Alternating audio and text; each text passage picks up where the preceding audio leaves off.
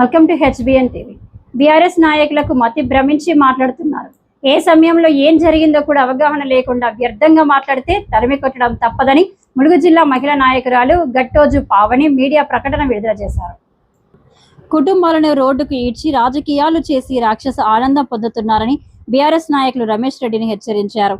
39 సంవత్సరాల క్రితం ప్రస్తుతం బీఆర్ఎస్ నాయకుడు రమేష్ రెడ్డి తండ్రి చేస్తున్న అరాచకాలను ప్రజలు కుంజ రామన్నకు ఫిర్యాదు చేస్తే వాటిని అరికట్టడానికి ఆయన అంతమొందించాడు అన్న విషయం రమేష్ కు తెలియక మా నాన్నను సీతక్క దళం చంపిందని తప్పుడు ఆరోపణలు చేస్తున్నారన్నారు.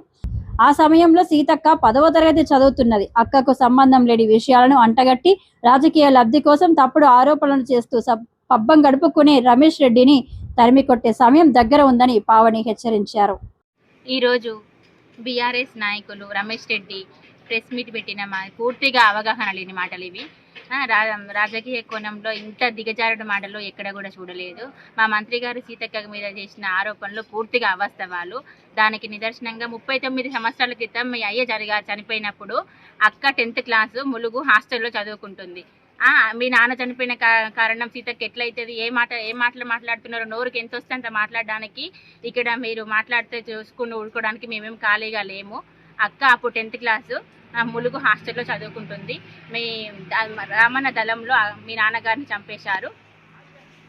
మీ నాన్నగారు చంపేసినందుకు మీరు మీ కుటుంబాలు కక్షలు కట్టి రామన్నని దుర్మార్గంగా చంపేసినారు.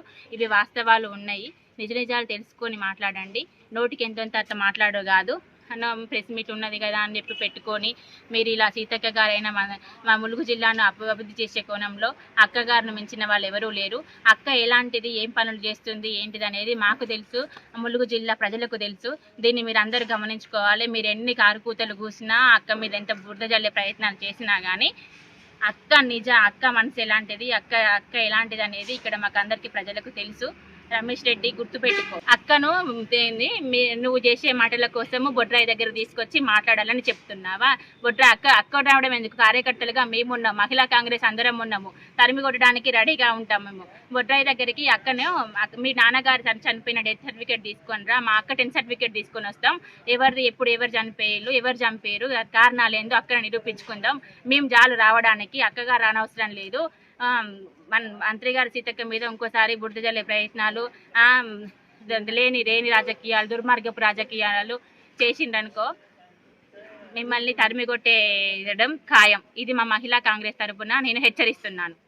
నీ కుటుంబం వ్యక్తిగత కక్షల కోసం మా మంత్రి గారి సీతక్క గారి మీద రాజకీయ కోణంలో బీఆర్ఎస్ పార్టీ ఎక్కడ ఏ తప్పు ఉన్నదా అని వెతుక్కొని కావాలని మంచి చేస్తుంటే ఓర్వలేక, ములుగు అభివృద్ధి చూడలేక కళ్ళల్లో నిప్పులు పోసుకున్నట్టు ప్రతిసారి ఏదో ఒక టాపిక్ మీద ముందుకొస్తున్నారు.